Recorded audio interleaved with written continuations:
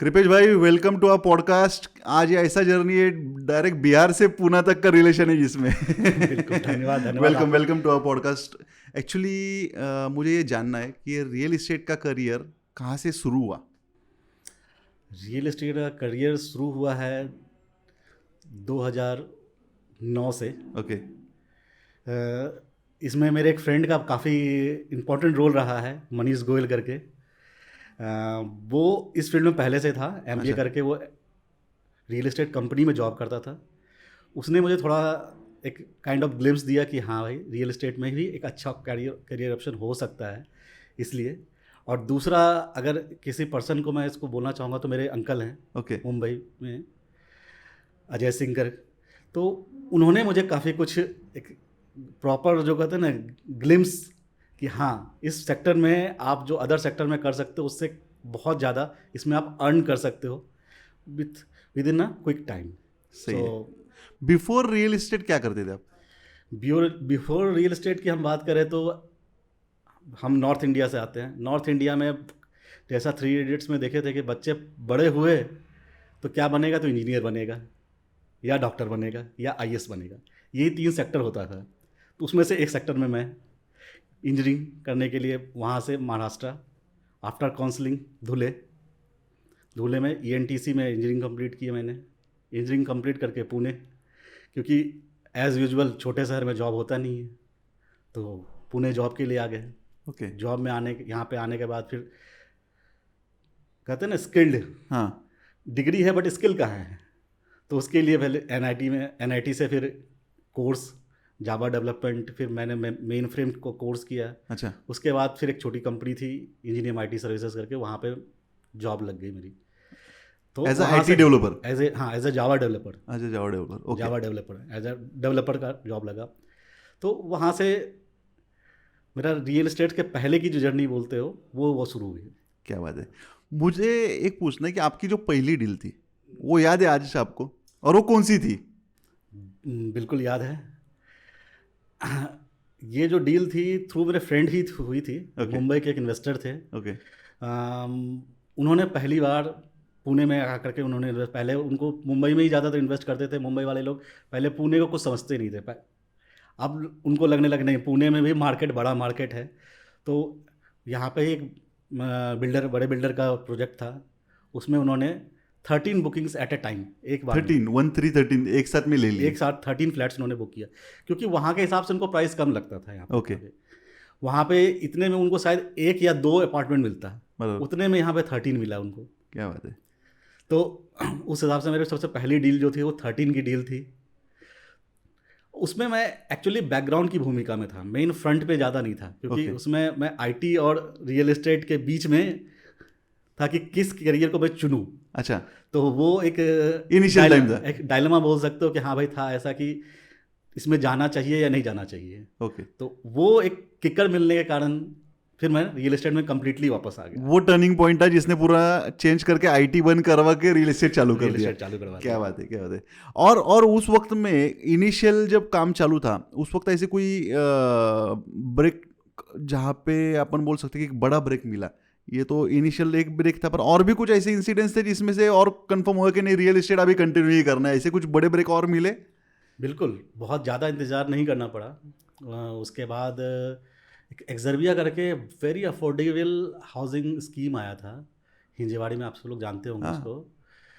तो वहाँ पे हम लोग जो कहते हैं ना, आईटी से आए हुए, कुछ बैंक बैकग्राउंड से आए हुए लोग थे, जिसमें कि आप बहुत को अच्छी तरह से आप भी हाँ। जानते हैं। हम लोग ने मिल करके 20 दिनों में 120 फ्लैट बेचे थे उसमें। क्या बात है। वो मेजर टर्न पॉइंट कह सकते हो in the term of finance. 120 flat 20 दिन में बेचने के बाद फिर लगा कि नहीं, अब और कुछ नहीं करना है, यही रियल एस्टेट करना है। सही है, सही है। आईटी से रियल एस्टेट, अभी ये दोनों प्रोफेशन ऐसे हैं कि बहुत अलग अलग है।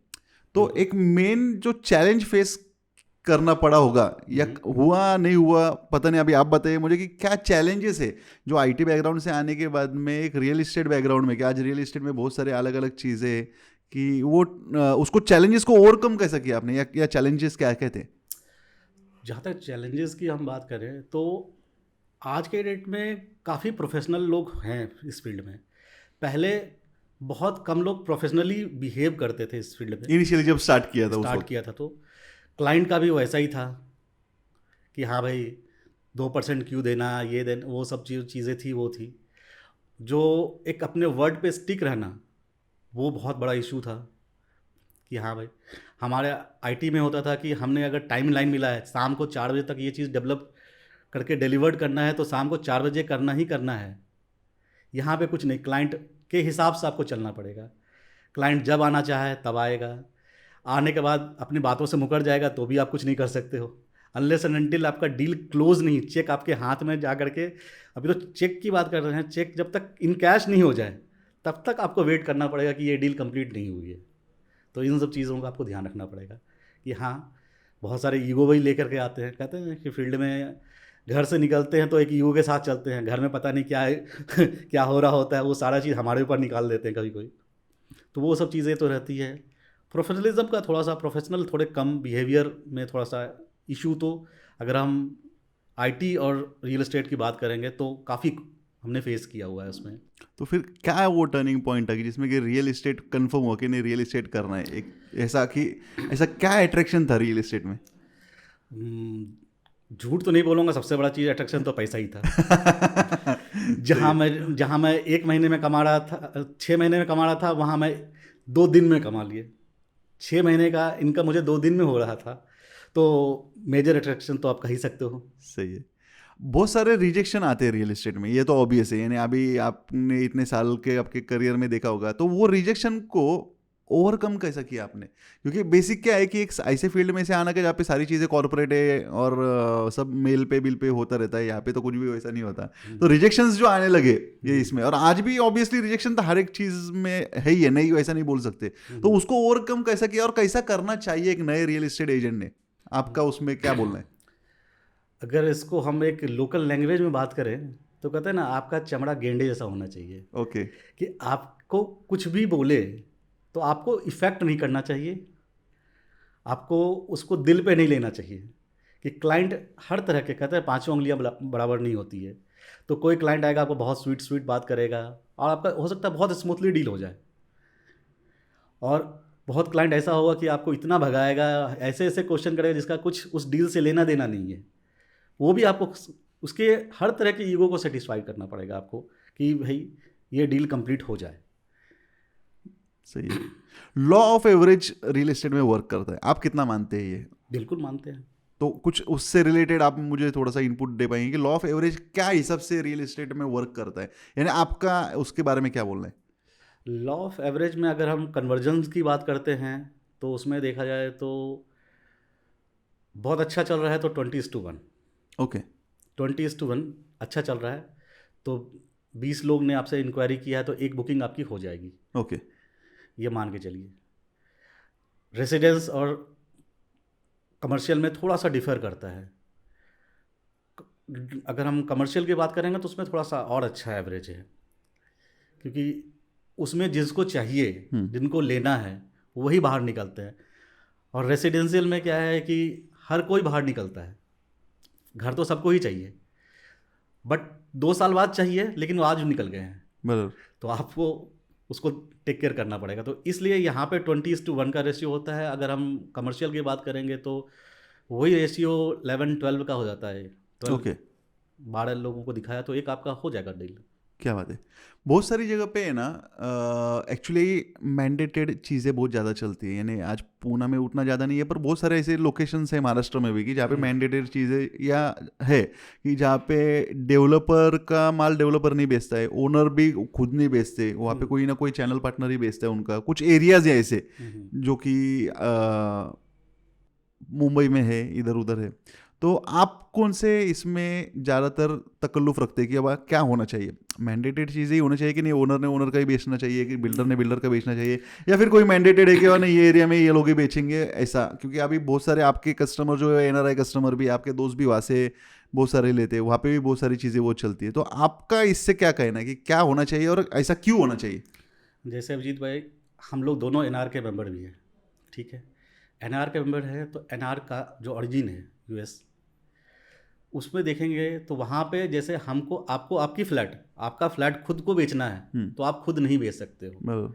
थ्रू अ चैनल पार्टनर, हम अगर कहते हैं ना कि दवा लेना है तो मुझे डॉक्टर के पास जाना पड़ेगा, तो फ्लैट खरीदना है तो क्यों खुद, कहते हैं ना। पर्सनली क्यों ये मुंबई में भी कुछ एरिया में हमारे जैसे बताया कि इनिशियल मेरे जो अंकल हैं करते थे, तो वहाँ पे भी एरिया है कि इस सर्टेन एरिया में ये चैनल पार्टनर हैं, इनके थ्रू ही डील होगी। ओके। आपको अपना फ्लैट बेचना है तो उनको अपना फ्लैट देना है, वो आपके लिए क्लाइंट लाएंगे और प्रॉपर प्रोफेशनल वे में डील को स्मूथली कंप्लीट किया जाएगा, क्योंकि उनको हर चीज़ का नॉलेज है ना। हर आदमी को हो सकता है फाइनेंस का नॉलेज नहीं हो सकता है लीगलिटी का कुछ इशू हो वहाँ पे, हो सकता है। तो ये सब चीज़ें एक प्रोफेशनल को आता है, तो वो आपको एंड टू एंड सॉल्यूशन दे सकता है। तो मेरा ऐसा मानना है कि हर एक डील जो होना चाहिए through channel partner, authorize channel partner के थ्रू ही होना चाहिए। और ये बाहर में अभी है ही, बाहर में कहीं भी आप चले जाओ, यूएस चले जाओ, यूके चले जाओ, कोई भी डील बिना चैनल पार्टनर का नहीं होता है। 100% deal through channel partner. Okay. तो मैं तो इसका बुल सपोर्टर हूँ कि कोई भी डील चैनल पार्टनर के थ्रू ही होना चाहिए। सही है। EOI के बारे में आपकी क्या राय है कि जो आज के डेट में जो सबसे मेनली सब जगह पे यूज़ हो रहा है कि टोकन EOI वगैरह, तो आपका पर्सनली इतने दिनों के बाद में अब भी देखा है आपने ये सब चीज़ें हो रही है ऐसी, तो इसके ऊपर आपका क्या टेक अवे कि अब क्या होना चाहिए और ये किसके लिए फ़ायदेमंद है और किसके लिए फ़ायदेमंद नहीं है? मेरा थोड़ा इस मामले में निगेटिव थॉट है। अच्छा। कि EOI तो होना ही नहीं चाहिए। अच्छा, होना ही नहीं चाहिए। होना ही नहीं चाहिए। क्यों? रेरा क्यों लाया गया है? रेरा को आप बाईपास कर रहे हो। EOI के थ्रू आप एक तरह से देखा जाए तो रेरा को बाईपास कर रहे हो। जैसे रेरा में रूल्स है कि हाँ सर्टेन अमाउंट ऑफ लैंड में अगर इतना फ्लैट है तो आपको रेरा लेना पड़ेगा। बराबर। ठीक है, रेरा लेना पड़ेगा। तो क्यों लेना पड़ेगा? क्योंकि आप इस चीज़ को एक कमर्शियल एंगल पे ले जा रहे हो। आप इसमें क्या कर रहे हो कि आपके पास रेरा का सर्टिफिकेट आया नहीं है, आपको सारे क्लियरेंस मिले नहीं हैं, आप फ्लोर प्लान दिखा रहे हो, बोलते हो हम भेजेंगे नहीं, वो अपने सेफ्टी के लिए हम भेजेंगे नहीं, साइट पे आओगे तो हम दिखाएंगे, साइट पे आओगे तो हम दिखाएंगे, फिर हम बुकिंग लेंगे उसके लिए। अभी तक कुछ भी डॉक्यूमेंट आपका नहीं, 3 महीने बाद डॉक्यूमेंट आएगा। क्या आपको पता है कि 3 महीने बाद रेरा दे देगा? आपका कोई सेटिंग तो नहीं है ना। आप फ्यूचर में होने वाले इंसिडेंट मतलब इवेंट को आप पहले से प्रिडिक्ट करते हो, 1 महीने में मेरा रेरा आ जाएगा और इसलिए हम EOI ले रहे हैं और हम चेक ले रहे हैं। और कुछ जगह पे तो चेक डिपॉजिट करते हैं, कुछ जगह पे नहीं करते हैं। दोनों तरह के मार्केट में डील हो रहा है अगर हम देखते हैं तो मेरा तो मानना है कि ये बिल्कुल नहीं होना चाहिए कि हम इस वे में रेरा को बाईपास कर रहे हैं। और हम we all channel partner bond to RERA. सही बात है। एक्चुअली बहुत सारे केस ऐसे रहते हैं कि जहाँ पे बहुत सारे इंसिडेंट्स भी है कि अब क्लाइंट को पूरी तरह से नॉलेज नहीं रहता है, उसके वजह से बहुत जगह पे एक ही सोसाइटी में अलग अलग रेट से, ठीक है, कि ये फ्लोर पे ये रेट पे बिक रहा है, ये फ्लोर पे ये रेट पे बिक गया, ये फ्लोर पे ये रेंटल है, वो फ्लोर पे वो रेंटल है। कमर्शियल में तो बहुत ज़्यादा है। तो ऐसे कुछ इंसिडेंट्स आपने कभी फेस किए क्या? और अगर ऐसे कुछ फेस किए तो इसके पीछे लैक ऑफ क्लाइंट नॉलेज है या फिर चैनल पार्टनर प्रॉपरली उनको गाइड नहीं कर पा रहे? इसके पीछे क्या रीज़न है, क्या लग रहा है आपको? इसके पीछे दोनों हैं। पहला, जो उसको डील कराया है तो उसको प्रॉपर नॉलेज नहीं है उस बिल्डिंग का या फिर उस लोकेलिटी का। और दूसरा, क्लाइंट का लैक ऑफ नॉलेज। दोनों है। इसका सबसे अच्छा एग्जांपल तो जहाँ मेरा ऑफिस है सिटी एवेन्यू, मैं उसका दे सकता हूँ। ओके। वहाँ पे 2 ही साइज़ के ऑफिसेज हैं, सारे ऑफिसेज 2 ही साइज़ के हैं। या तो 350 का कारपेट है, हाँ। उसमें इंडिविजुअल ऑफिस में 5-10 स्क्वायर फीट का आगे पीछे डिफरेंस है, दूसरा 750 का डिफरेंस। ओके। ठीक है, 750 कारपेट का जो ऑफिस है वहाँ पे देखेंगे तो 50,000 से लेकर के 60,000 70,000 तक आइडियल प्राइस है वहाँ पे रेंटल का। ओके। ठीक है, और वहाँ पे ही अगर हम देखते हैं तो मैं एक ऑफिस को जानता हूँ जिसका रेंट 1,20,000 रुपया है। अच्छा। सेम बिल्डिंग, सेम चीज़ें, बट टेनेंट अलग है। उनका कैसे डील हुआ है वो नहीं बता सकता हूँ। तो दोनों फर्निश्ड है या दोनों अनफर्निश्ड ही? दोनों फर्निश की बात कर रहे हैं। ओके। दोनों फर्निश की बात कर रहे हैं। क्वालिटी में थोड़ा प्लस बोल सकते हो, बट डबल तो नहीं हो सकता है ना। हाँ हाँ हाँ। ठीक है, 70 का मान लेते हैं, बहुत अच्छा फंड्स किया है तो वो 80 हो जाए, 90,000 हो जाए, 1,20,000 मतलब ऑलमोस्ट 60 में मिल रहा है, दूसरा 120 में मिल रहा है, डबल का डिफरेंस फर्नीचर के थ्रू तो नहीं हो सकता, मतलब फर्नीचर का प्राइस आप प्रॉपर्टी के प्राइस के इक्विवेलेंट लगा रहे हो, क्योंकि तो ये चीज़ें हैं। तो अगर आपका सही चैनल पार्टनर आपने पकड़ा है, सही एडवाइज़र आपको मिला है, तो आपको इस हिसाब से गाइड करेगा कि प्रॉपर कि हाँ भाई यहाँ का रेट इतना ही है, इससे ज़्यादा अगर आप दे रहे हो तो यू आर ओवर प्राइस, क्या बात है। आप और प्राइस पे कर रहे हो। आईटी बैकग्राउंड से आने के बाद रियल इस्टेट में कुछ बेनिफिट हुए कि एक बैकग्राउंड आईटी का था तो थोड़ा टेक्नोलॉजी से रिलेटेड वगैरह, और टेक्नोलॉजी में वो टाइम में तो इतना ज़्यादा रियल इस्टेट में था नहीं, आज से 12-15 साल पहले। तो ऐसे कौन से चीज़ें थी जो वहाँ पे इम्प्लीमेंट करना स्टार्ट किया एज अ टेक बैकग्राउंड से आने के बाद में रियल इस्टेट में, उसके बारे में कुछ बता सकते हैं? टेक बैकग्राउंड आने से एक चीज़ का फ़ायदा होता है कि आपको टेक्नोलॉजी को समझना ईजी हो जाता है। ओके। ठीक है। और इनिशियली एक मेरा एक छोटा सा स्टार्टअप भी था जो टेक्नोलॉजी से रिलेटेड ही था, ओके। जो कि वेस्ट पुणे में एरिया में ज़्यादातर वेब डेवलपमेंट का काम, मैंने एक छोटा सा मेरा एक फर्म था ओके। टेक बीकॉन करके, तो उस फर्म के थ्रू हमने बहुत सारे वेबसाइट वगैरह डिज़ाइन किए थे। लोग उसमें रियल एस्टेट में वेबसाइट नहीं जानते थे, लोग बहुत कम, मुश्किल से हम, मुझे लगता है पुणे में 20-25 जो होंगे बड़े, उनके पास ही रियल एस्टेट में होने के बाद वेबसाइट था। ओके। हमने वेबसाइट 2009-10 में हमने वेबसाइट बनवाया था अपना, अच्छा। रियल एस्टेट का होने के कारण उसमें हम लोग उसके बाद 11 के आसपास में, 11-12 के आसपास में हम उसमें एसईओ करते थे। ओके। एसईओ जब तो लगभग सर्च इंजन वेबसाइट, हाँ वेबसाइट ही जानती नहीं थी, तो ऑप्टिमाइजेशन, एसईओ तो बहुत मुश्किल है तो वो बोलते। उसमें लोगों को लगता था कि हाँ बेचना है तो पेपर में वो कटिंग देना है, कटिंग से उस पर इंक्वायरी जनरेट होगा, या तो फिर पेपर में इंसर्ट करना है, या फिर कुछ जो पॉम्पलेट आते हैं वो हाँ सब हाँ इंसर्ट करना है, उसके हिसाब से डील मिलेगा। बराबर तो उसमें क्योंकि पूना टेक्नोलॉजी अडॉप्ट बहुत तेज़ी से करता है, बराबर। क्योंकि आईटी सेक्टर पुणे में, वेस्ट पुणे में हम काम करते हैं, तो पता है कि वेस्ट पुणे में पूरा आईटी हब ही है। तो इस कारण से लोग इस एरिया में बाहर से लोग आते थे, तो वो उस टेक्नोलॉजी को पुणे में भी चाहते थे कि हाँ मैं अपने नेट पे सर्च करूँ। तो उसी समय, उसी के समहाउ नियर अबाउट 3-4 साल के अंदर उसी समय मैजिक ब्रिक्स 99 वगैरह सब मार्केट में आ रहा था। तो हम उस समय साथ में एसईओ उस समय हम लोग करके अपना बुकिंग्स वगैरह उससे भी हम लोगों को मिलता था। बराबर। तो टेक्नोलॉजी को समझना ये हमारे लिए काफ़ी ईजी रहा। हम लोग समय से पहले तो बोल सकते हैं साथ तो साथ किया ही हमने, बहुत जल्दी हमने अडॉप्ट किया है। आज भी हम जो भी है, हर एक फ्लैट जितने भी हैं मीडियम है, चाहे वो 99 एकड़ हो, मैजिक ब्रिक हो, या फिर डिजिटल प्रेजेंस में आपका लिंक्डइन हो गया, या फिर अपना गूगल एडवर्ड चलाना हो, या फिर फेसबुक मार्केटिंग हो, हर एक जगह आपको हर एक जगह पे करना ही पड़ेगा। अगर आप स्केल के तौर पे देखना चाहते हो, अपने बिजनेस को स्केल करना चाहते हो, तो आपको हर एक मीडियम में जहाँ पे आप रीच आउट कर सकते हैं आपको होना पड़ेगा। क्या बात है। ये इतने सारे सक्सेस देखने के बाद में ये अचीवमेंट को सेलिब्रेट करने का क्या है कि कैसे सेलिब्रेट करना चाहिए, और करना चाहिए तो कितना करना चाहिए, और आपने कैसा सेलिब्रेट किया आज तक? बिल्कुल करना चाहिए। सेलिब्रेट करने से एक आपको एक अलग सा पावर मिलता है कुछ और आगे बड़ा करने का। हर इंडिविजुअल पे डिपेंड करता है कि वो कैसा सेलिब्रेट करना चाहिए, लेकिन सेलिब्रेट करना सबको चाहिए।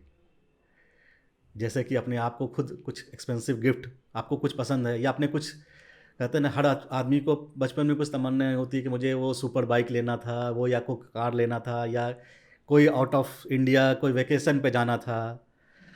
तो वो एक सबकी एक डिज़ायर होती है, कोई ऐसा बंदा नहीं मिलेगा आपको दुनिया में कि जिसकी कोई डिज़ायर ना हो। तो अगर आप कुछ अचीव करते हो, जैसे हमारी बात हो रही थी जैसे एक्सरबिया की, तो उसके बाद का सेलिब्रेशन हमने वो एक बहुत अच्छा अमाउंट में उसमें हमने 20 दिन में 120 फ्लैट। 120 फ्लैट हाँ। हमने बेचा था, तो हमें एक अच्छा अमाउंट मिला। उसके बाद हमें लगा कि नहीं, इसको खर्च भी करना चाहिए क्योंकि उसमें बैचलर थे, कोई रिस्पॉन्सिबिलिटी लाइबिलिटी नहीं। सही। तो बोला ठीक है, लंबे 20-25 दिन के हम लोग पूरा घूमने के लिए, पूरा नॉर्थ का पूरा। अच्छा, क्या क्या था उसके अंदर? हम यहाँ से दिल्ली गए, दिल्ली से हमने कार हायर किया, वहाँ से फिर मनाली में रुके, उसके बाद वहाँ से लेह थ्रू जिस्पा करके है, रोहतांग पास होते हुए हम लोग लेह गए। लेह में हमने 3-4 दिन गुजारा। वहाँ से फिर जो आप 3 इडियट्स की मूवी में देखे थे ना, हाँ हाँ हाँ। वो पैंगसों लेक के पास का वो सीन, उससे बहुत पहले हम लोग वहाँ पे जाके वो सीन करके आ चुके थे। अच्छा। उसके आगे फिर नुब्रा वैली है, उसके आगे फिर वहाँ से फिर कश्मीर की एंट्री हो जाती है। तो उसके बाद फिर कारगिल, कारगिल जो है वहाँ पे तो एक बार आदमी को ज़रूर जाना चाहिए। एक कसम से एक फीलिंग आती है कि we are Indian, proud to be Indian. वहाँ पे जो जवान को पे जितनी गोलियाँ चली है, वहाँ पे जो सेल्स हैं गन के, मोटार के, वो सब वहाँ पे रखे गए, प्रिजर्व करके रखे गए हैं। वो देखने के बाद अलग ही फीलिंग आती है, एक बहुत ही अलग लेवल की फीलिंग है। वहाँ से फिर हम लोग सोनमर्ग, फिर श्रीनगर, डल लेक हमने फिल्मों में देखा था, तो हमें रुकना था। हमने डल लेक को बुक किया, मतलब वहाँ पे हाउस बोट्स वगैरह। हाउस बोट को बुक किया 2 दिन के लिए, वहाँ पे रुके। वो होते बाद फिर रखे पटनी टॉप होते हुए वापस पंजाब होते हुए, मतलब गए हम लोग हिमाचल होते हुए, आए पंजाब होते हुए। टोटल 20-22 दिन की उन लोग का वेकेशन, क्या बात है, क्या बात है। मतलब सेल्फ रिवार्ड करने के लिए। तो अभी भी ये चालू है, अभी भी सेल्फ अभी भी रिवॉर्ड चालू है? अभी भी बिल्कुल बिल्कुल चालू है। अभी कुछ भी हो, कभी कुछ है, अभी जब कोई फ़ोन लेना है, ठीक है, वो फ़ोन आना है तो ठीक है, फ़ोन है, टेक्नोलॉजी है। अभी तो हर चीज़ है। अभी कार ले ली, नई कार ली तो भाई ठीक है, कुछ पाया है तो कुछ लेना है, कुछ करना है। सही बात है, सही तो बात है। हमेशा रिवार्ड अपने आप को करते रहना चाहिए। उससे आपको एक एनर्जी मिलती है कि हाँ, आप, इससे क्या होता है कि आप रिवार्ड करते हो तो आप अपने आप को खुश करते हो।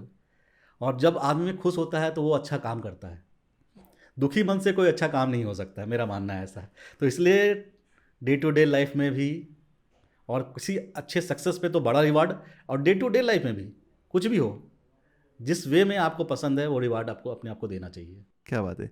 बहुत सारे क्लाइंट इतने सालों के करियर में आज तक हो गए रहेंगे। आउट ऑफ द बॉक्स जाके किसी क्लाइंट के लिए कुछ किया है, या कुछ ऐसा ऐसा इंसिडेंस कुछ है कि अब जहाँ पे कुछ अलग ही डील हो गई है, ऐसा कुछ है? ये बात बताने में बहुत लोगों को हंसी भी आएगी, लेकिन फिर मैं बताता हूँ।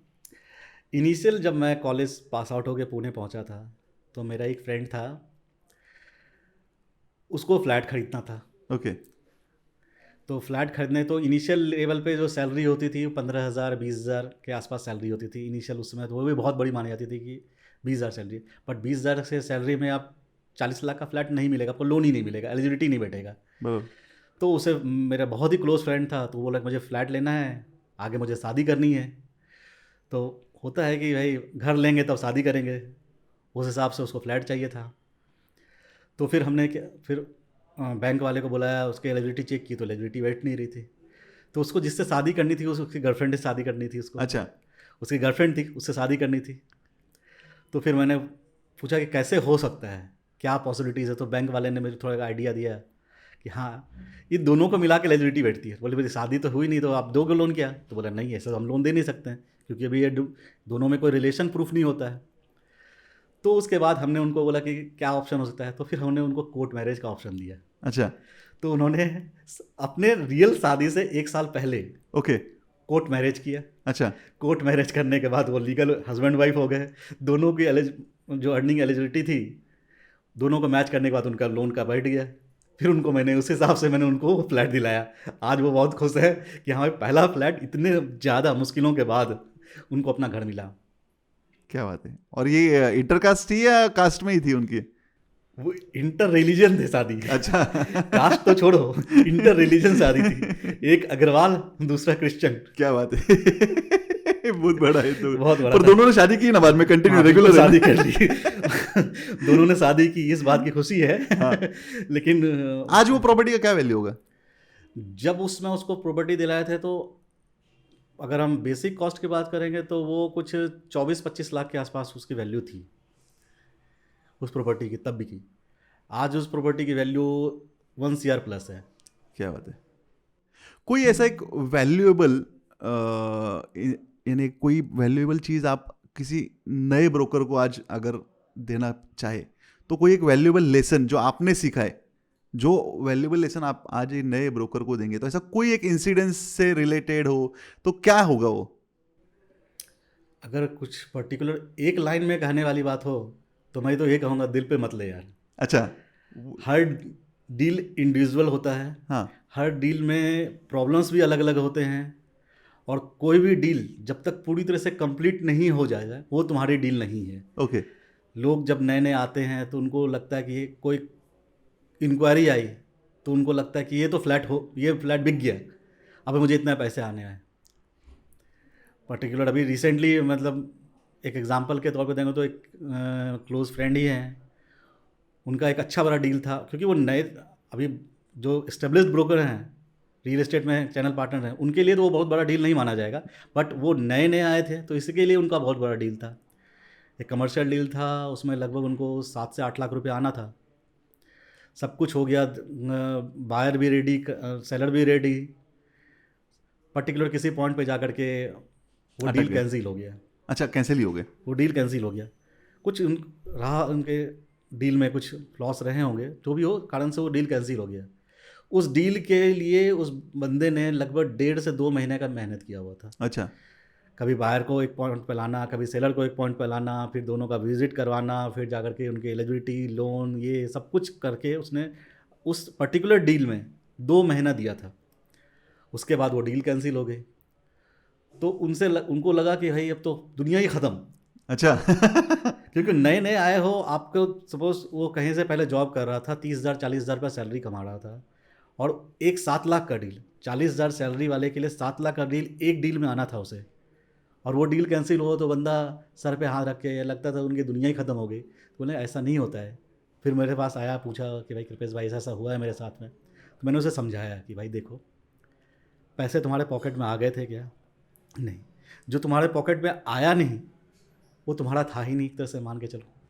वो आ जाता और फिर वहाँ से पॉकेट से निकल जाता, कहते हैं ना, मतलब हाथ को आया मुंह को ना लगा वाली बात है। हाँ। तो वो वाली बात है। तो बहुत दिन तक, 2-3 दिन तक बंदा डिप्रेस में, बिल्कुल डिप्रेस, कि हाँ भाई, मतलब मैं भी उसको समझाया कि नहीं नहीं, ऐसा बहुत होता है धीरे धीरे।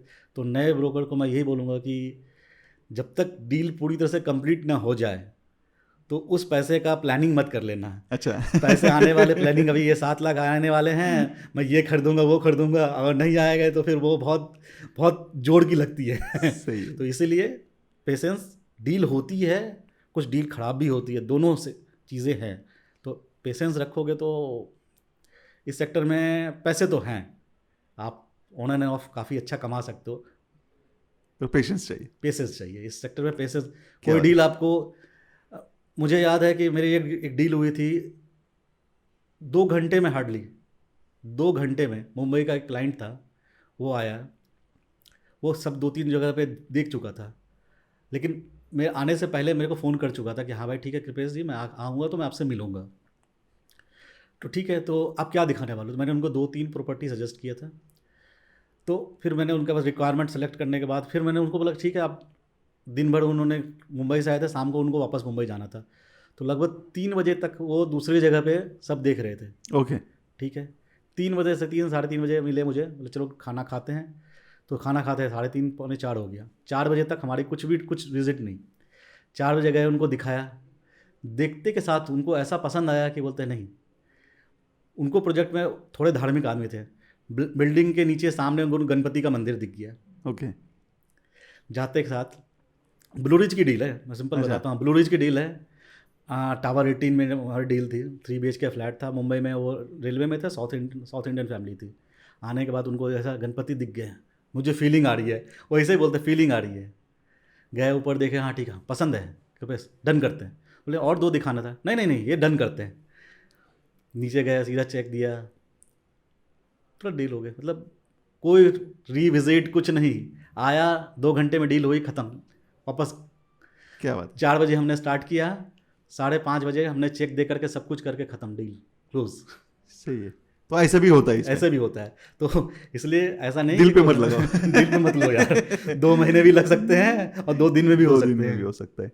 पूना फ्यूचर क्या दिख रहा है आते 10 साल में? अभी इतने सालों में पूना देखा है, अभी आप भी दूसरे स्टेट से यहाँ पे आए, बहुत सारे लोग दूसरे स्टेट से इधर आज माइग्रेट हो रहे हैं, तो पूना है, बेंगलोर है, तो ऐसा पूना आते 10 साल में क्या दिख रहा है? और वो सिचुएशन अच्छे एंगल से भी क्या रहेंगी पूना के लिए, और बुरे एंगल से भी क्या रहेंगी पूना के लिए, यानी दोनों एंगल से क्या रह सकता है पूना के लिए?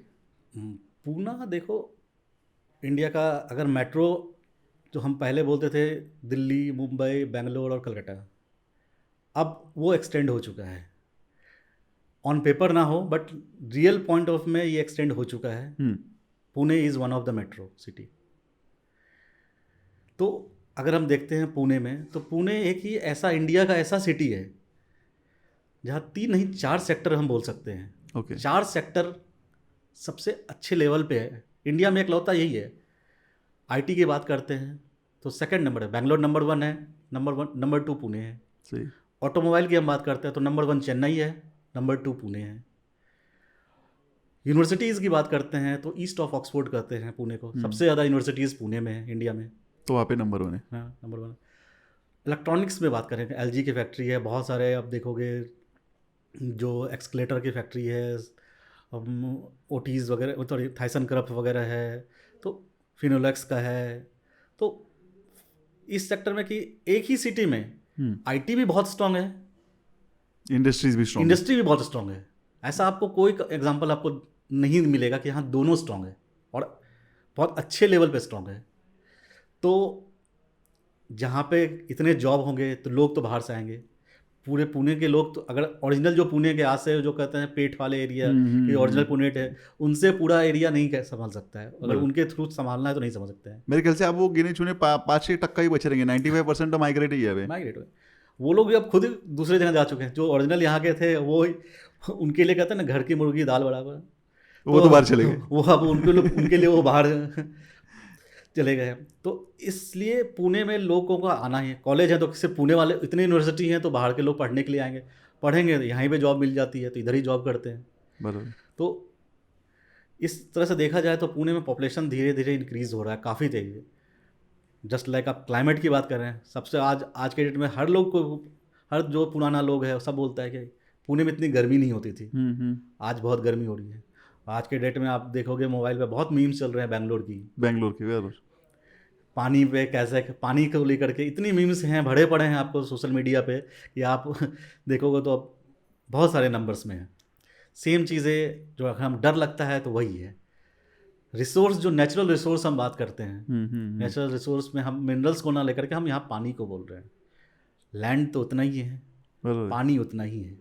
सबसे बड़ा इशू पानी है। लैंड में तो हम कर सकते हैं कि भाई हम 15 फ्लोर की जगह हम 25 फ्लोर की बना लेंगे, 25 की जगह हम 100 फ्लोर की बना सकते हैं, क्योंकि आज के इसमें टेक्नोलॉजी अवेलेबल है। 100 के 200 फ्लोर की बिल्डिंग बनाना पॉसिबल है, आज बना सकते हैं। और पुणे महाराष्ट्र का ये बहुत हाई सिस्मिक जोन में भी नहीं आता है, तो यहाँ पे हाई राइज बिल्डिंग खड़ा करना कोई बहुत बड़ा चैलेंजेस नहीं है। मुंबई में, हमारे बाजू मुंबई में 60 फ्लोर की बिल्डिंग तो ऑलरेडी बन रही है ना। 100 के भी ऊपर चले गए ना अभी। 100 के भी बन ही रहे हैं। तो वो तो हम कर सकते हैं, बट पानी कहाँ से लाएंगे? तो स्केर्सिटी वाटर की अभी मेन पानी है। अभी जैसे नया टेक्नोलॉजी आ रहा है, तो इलेक्ट्रिसिटी में आ रहा है कि भाई ठीक है पावर मिल जाएगा, सोलर आ जाएगा, न्यूक्लियर रिएक्टर से हम न्यूक्लियर एनर्जी से ले सकते हैं, सोलर हो जाएगा तो ठीक है पावर मुझे मिल जाएगा, घर हम बना लेंगे। लेकिन पानी का अल्टरनेटिव कुछ नहीं हो सकता है। सही बात है। तो लोगों को अभी से समझना पड़ेगा कि पानी को पहले तो अच्छे से बचाएं और उसका वाइजली यूज़ करें। यूज़ करना कोई बुरी बात नहीं है, बट मिसयूज़ नहीं करें। सही बात है। तो यही एक सेक्टर है जो पुणे को डराता है कि पॉपुलेशन बढ़ेगा तो पानी का, क्योंकि पुणे में कोई नदी नहीं है जो नेचुरल नदी, जैसे गंगा नदी है या फिर गोदावरी नदी है या फिर जो भी बड़ी नदियां हैं पुणे से है, पर छोटी छोटी है। मूला मुत्था इज अ काइंड ऑफ जो सीजनल नदी कहो कि कभी बरसात में बहुत पानी हो जाएगी और अभी आज के टाइम में देखो जाकर के तो पुल को सूखा नाला की तरह सूख चुका है। बराबर है। तो उससे हम पूरे पुणे को पानी नहीं दे सकते हैं। तो पानी के लिए थोड़ा सा वरी है। बाकी इकोनॉमिकल ग्रोथ की बात करेंगे तो पुणे का फ्यूचर बहुत अच्छा है। इनफैक्ट आगे और भी ज़्यादा अच्छा है। अगर पर कैपिटा निकाला जाए पुणे का तो आई थिंक मुंबई और दिल्ली को छोड़ दिया जाए और शायद बेंगलोर उसको छोड़ दिया है तो बहुत, उसके बाद पुणे होगा। मेरे पास कोई इसका डेटा नहीं है, लेकिन लगता है पर कैपिटा इनकम देखेंगे तो पुणे का बहुत अच्छा रहेगा। तो आते 10 साल में तो इसमें बहुत ज़्यादा फ्लरिशमेंट हो जाएगी। बिल्कुल, इंडस्ट्रियाँ आ रही हैं, चाकन बेल्ट पूरा इंडस्ट्री ग्रो कर रहा है। हिंजवाड़ी की हम बात करते हैं तो फेज़ 7 तक प्रपोज्ड है। अभी तो हम तीसरे फेज पे ही पूरी तरह से फुल, पूरा तीसरा फेज ही फुल नहीं हुआ है। 7 फेज अगर आ जाएगा पूरा कंप्लीट हो जाएगा। अभी नए जो उधर ईस्ट साइड में थे इओन आईटी पार्क या फिर उधर वर्ल्ड ट्रेड सेंटर, वो भी इधर आ गया है। इकलौता सिटी होगा जब 2 वर्ल्ड ट्रेड सेंटर होगा, पता नहीं। और किसी सिटी में तो 2 वर्ल्ड ट्रेड सेंटर तो मैंने नहीं सुना आज तक। ओके। तो आईटी में तो पुणे का कोई जवाब नहीं है। अभी पहले गूगल नहीं था, अब गूगल आ गया है पुणे, बहुत सारी और कंपनियां, टेस्ला आ रहा है। टेस्ला आ रहा है ऑन द, मतलब बहुत सारी कंपनियां लाइनअप में हैं। तो ग्रोथ वाइज पुणे का फिनोमिनल, हम पिछले अगले 10 साल की बात करते हैं तो हो सकता है कि आईटी में भी बेंगलोर को इक्वली हो जाए। ऑटोमोबाइल को चेन्नई में नेक टू नेक आ सकता है। ये सही है। एक फाइनल सवाल, हम्म। रियल एस्टेट ब्रोकर ने उसकी डे टू डे लाइफ कैसी डिजाइन करना चाहिए और क्या बेसिक फंडा है जो आप भी रेगुलर यूज करते सक्सेस के लिए, और एक बेसिकली हर एक ब्रोकर ने नया हो पुराना हो क्या चीजें ध्यान में रख के ये इंडस्ट्री में काम करना चाहिए? किसी भी इंडस्ट्री में हो, कुछ भी काम करो, सबसे इम्पोर्टेंट होता है आपका टाइम मैनेजमेंट, कि आप डे टू डे लाइफ को कैसे अरेंज करते हो। दूसरा, प्रोफेशनल लाइफ और पर्सनल लाइफ दोनों को टाइम देना पड़ता है, तो उसको आप कैसे देते हो, ये बहुत इंपॉर्टेंट चीज़ है। हम लोग जैसे हैं सर्विस इंडस्ट्री वाले आदमी हैं, सर्विस इंडस्ट्री में होने के लिए सबसे 2-3 चीज़ें बहुत मायने रखती है। पहला, कि आपका एक खुद का ऑफिस होना ही चाहिए। ओके। ये एक प्रोफेशनल वर्क है, अगर आप इसको एक प्रोफेशनली करोगे तो आप काफ़ी अच्छा कर सकते हो। आपकी कोई डील के लिए जाते हो, 50 करोड़, 2 करोड़, 10 करोड़ की डील करने जाते हो, आपके पास एक छोटा ऑफिस तक नहीं है, तो ये काफ़ी हिट करता है। एक प्रॉपर एड्रेस आप जिससे आपको मिलता है। दूसरे, जितने भी कंप्लाइंसेस होने चाहिए आपको सब करना चाहिए जो गवर्नमेंट ने दिया है, वेदर यू आर एग्री और not agree, that doesn't mean आपको वो करना चाहिए। जैसे आपको रेरा का सर्टिफिकेट होना चाहिए आपके पास में, आपके पास प्रॉपर ट्रेनिंग जो अभी रेरा का हो रहा है वो ट्रेनिंग लेना चाहिए, उसका एग्ज़ाम आपको प्रॉपरली पास करना चाहिए। तो जितने भी चीज़ें, या तो, और दूसरा सबसे बड़ा, जैसे हम लोग प्रॉप मेंबर हैं, आपको आपके शहर के जिस भी शहर में आप करते हो काम, उसमें आपके एक ऑर्गेनाइजेशन से जो भी रिलेटेड टू आपके फील्ड का है उसके मेंबर जरूर होना चाहिए। इससे आपको बहुत हेल्प मिलता है कि आप एक सिमिलर फर्टिनिटी के लोगों से मिलते हैं, आपको पता रहता है कि डे टू डे लाइफ में क्या हो रहा है। मुझे हो सकता है मैं इस वेस्ट में काम कर रहा हूँ, ईस्ट में क्या चल रहा है आपको नहीं पता चलेगा। इससे आप, अगर आप ऑर्गेनाइजेशन जुड़े हैं तो उस एरिया के लोगों से, और इससे आपका बिजनेस भी हो जाता है इससे, कि हाँ, कि मेरे पास आज के कोई क्लाइंट है, उनके किसी रिलेटिव को चाहिए था खराड़ी फ्लैट, और ऐसा मैंने किया भी है। अभी कुछ मेरे डील थे, मैं उस साइड में आदित्य करता था, आदित्य मिश्रा करके हमारा एक कलीग है, उनको मैंने बोला कि भाई मैं तो उधर नहीं करता हूँ, एक ऐसा डील है, उसको चाहिए 2 BHK, तुम्हारे पास है क्या? बोला हाँ है। तो मैंने उनको दे दिया, उन्होंने जो उनका ब्रोकरेज है उन्होंने को सीधा निकाल करके मुझे दे दिया उसने। तो ठीक है, ऐसा नहीं कि मुझे इतना ही चाहिए, इतना रिजिड नहीं होना चाहिए किसी चीज़ों में, क्योंकि सारा मेहनत उसने किया है, सब कुछ उसने दिखाया है, तो उसका हक ज़्यादा बनता है। तो डे टू डे लाइफ में हम डे टू डे में ये कर सकते हैं कि प्रॉपर टाइम मैनेजमेंट मानिए, 10 बजे से 6 बजे तक मेरा रियल इस्टेट का काम है, तो मुझे ये टाइम उनको ही देना है, अपने पर्सनल वर्क को नहीं दे सकते। हो सके तो आप वीक में एक वीकली ऑफ लेना ही चाहिए। जैसा मैं खुद लेता हूँ, मैं मंडे वीकली ऑफ लेता हूँ, सैटरडे संडे नहीं ले सकते हैं, हमारे फील्ड में ऐसा है। तो बराबर। इसी तरह वीकेंड में हम नहीं ले सकते हैं, वीक डेज़ में ही हम एक दिन ऑफ ले सकते हैं। ऑफ लेके ताकि आप एक रिजॉय, थोड़ा सा थकावट है जो भी है, अपना पर्सनल कुछ काम है तो उस दिन आप पूरा कर सकते हो। दूसरा टाइम में क्या है कि आपका अटायर बहुत इंपॉर्टेंट होता है, कि आप अच्छे दिखें, आप गोरा हो काला हो जैसा भी हो, प्रॉपर थोड़ा सेव कर ले, थोड़ा आपका ड्रेसअप हो, वो उस पर आपको ध्यान देना चाहिए। जूते अच्छे हो, ऐसा ज़रूरी नहीं कि आप 5,000 के जूते पहने, 200 के जूते पहने, बट पॉलिश करके पहने, तो आपका लुक एंड फील जो आप क्लाइंट के सामने आपका प्रेजेंटेशन होना चाहिए वो बहुत अच्छा होना चाहिए। दूसरा, आपका डॉक्यूमेंटेशन बहुत अच्छा होना चाहिए, कि कोई क्लाइंट का कुछ है तो उसको प्रॉपर सपोज गाइडेंस जो देना चाहिए, प्रॉपर गाइडेंस, कि हाँ भाई आप नहीं हो, आप बाहर रहते हो, तो आपके प्रॉपर्टी का कौन टेक केयर करेगा। अभी आपके पास किसी को कोई है रिलेटिव, तो उसको पावर ऑफ अटर्नी दे के रखिए, कि आप नहीं हैं, बाहर हैं, तो उसको ये सब चीज़ें आपको मालूम हो। आपका पहले तो इस फील्ड का सारा नॉलेज होना जरूरी चाहिए, है आपको। ज़रूरी है। इससे आपको काफ़ी हेल्प मिलेगा कोई भी स्मूथ ट्रांजेक्शन में। आपको अगर आपको नॉलेज ही नहीं है कि हाँ ठीक है, मैं वो यूएस में बैठे पड़े हैं, अभी तो बहुत सारे मल्टी सिटी सब ट्रांजेक्शन में ये हो जाते हैं कि वो आप स्कैन के थ्रू आप वहाँ पे है तो वहाँ से एग्रीमेंट हो जाएगा, यहाँ पे एग्रीमेंट पहले नहीं होता था। अभी तो मैंने रिसेंटली जैसे बेंगलोर में बैठा है ऑनर, उसके फ्लैट को देना है तो वहाँ पे वो उसका थंब इम्प्रेशन से उसका हो जाता है, यहाँ से पुणे से इसका हो जा रहा है। बट पहले नहीं होता था, पहले बाहर बाहर का भी कॉन्सुलेट पे जा करके ये वो करके बहुत तकलीफ़ें थी। तो ये सब चीज़ें आपका इन्फॉर्मेशन होना चाहिए कि हाँ भाई एक ट्रांजेक्शन में मुझे क्या क्या डॉक्यूमेंट्स लगते हैं, ये सब चीज़ें होनी चाहिए। और दूसरा, पहला तो जैसे मैंने ऑफिस बताया, आपका अटायर बताया, टाइम टेबल मैनेजमेंट आपका होना चाहिए। इसको आप कभी भी हैम्पर मत कीजिए। ओके। अनलेस एंड अनटिल आप कहीं बीमार हैं तो ठीक है, अगर आप बीमार नहीं हैं तो बस आपको फॉलो करना है कि हाँ भाई आप सवेरे उठने के बाद, ऑफिस पहुंचने के बाद आप क्या करते हैं वो भी बहुत इंपॉर्टेंट है। जैसे आप पहले आप जो भी मेल्स चेक कीजिए, व्हाट्सअप चेक कीजिए, व्हाट्सअप में किसी क्लाइंट का कुछ है तो उसको रिप्लाई तुरंत कीजिए। कुछ मेल्स हैं उसको मेल कीजिए, आपके हो सकता है कि कुछ बिल्स देने हैं तो उसको बिल्स अर्ली फर्स्ट आवर में ही आप रेडी करेंगे तो आपको ज़्यादा, कहते हैं ना ऑफिस आने के समय आपका दिमाग थोड़ा सा ज़्यादा फ्रेश होता है। फ्रेश होता है तो आप फ्रेश वक्त में काम करते हो, फ्रेश रहेगा तो अपने बिल भी प्रॉपर ढंग से बनाओगे, उसमें गलतियाँ नहीं होगी। नहीं तो आज तो तुरंत बिल गया तो नहीं, एक बार बिल जाने के बाद 15 दिन बाद भी पैसे देते हैं, कोई 30 दिन बाद देते हैं। आपने बिल गलती कर दी तो 1 महीने के अंदर में देंगे, रेट चेंज करके दो। तो फिर वो फिर चेंज करने देंगे, फिर वही आपको आपके पैसे आने में 1 महीने में जो आने वाला था वो 1.5 महीने में आएगा। तो प्रॉपर बिल ढंग से बना के दीजिए। आप कंप्लाइंसेस हैं, जीएसटी अगर हैं तो ज़रूर लेना चाहिए, और उसको प्रॉपर ढंग से, क्योंकि अभी तो पर डे के हिसाब से उसमें फ़ाइन है। बराबर।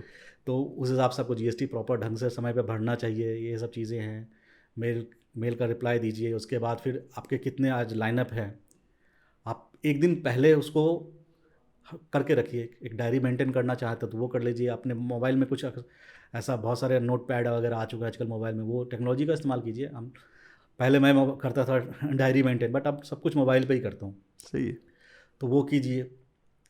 कॉल आपका प्रॉम्प्ट होना चाहिए कि किसी कस्टमर ने बोला, किसी क्लाइंट ने बोला मुझे 4 बजे फ़ोन करना है, तो आप 4:10 नहीं होने दीजिए। कोशिश कीजिए 4 बज के एग्जैक्ट 4 बजे करें। CRM यूज़ कर सकते हैं। CRM से यूज़ कीजिए। वेलकम मैसेजेस भेजिए। कुछ भी है आपको कुछ क्लाइंट का है तो भाई ठीक है। अगर बुकिंग हो जाती है तो अगर आपको लगता है तो डेफिनेटली उनको कुछ एक गिफ्ट देने की ज़रूर कोशिश करनी चाहिए। मैं मोस्टली अपने जितने भी क्लाइंट जिनकी बुकिंग होती है, मैं उनको छोटा से छोटा कुछ भी एक अपनी तरफ से गिफ्ट जरूर देता हूँ। क्या बात है। तो उनसे एक उनका रहता है कि हाँ भाई, ये ज़रूरी नहीं है कि वो बहुत महंगा हो, ये कुछ भी एक टोकन ऑफ लव वो देना चाहिए उनको। सही है। आज बहुत सारे नई चीज़ें आज आपसे जानने मिली है, हमको भी और हमारे व्यूअर्स को भी। ये जर्नी ऐसे ही चालू रहे, आगे बहुत सारे नहीं क्या सवाल आएंगे तो हम आपको पक्का वो सवालों के लिए नेक्स्ट एपिसोड में हम आपको बुलाएंगे। आज के इसमें आने के लिए बहुत बहुत बहुत दिल से थैंक यू कृपी जी। भाई थैंक यू आपको बुलाने के लिए। हम लोग सेम ऑर्गेनाइजेशन के हैं, हम लोग उसके ग्रोथ के लिए डेफिनेटली काम कर रहे हैं, आगे भी करते रहेंगे। और कुछ भी अच्छा हो इस फील्ड का तो हम लोग डेफिनेटली उसमें हम लोग आगे बढ़ के काम करेंगे, ताकि एक कहते हैं रिस्पेक्टफुल इंडस्ट्री बने। इंडस्ट्री बने। थैंक्स। Thank you.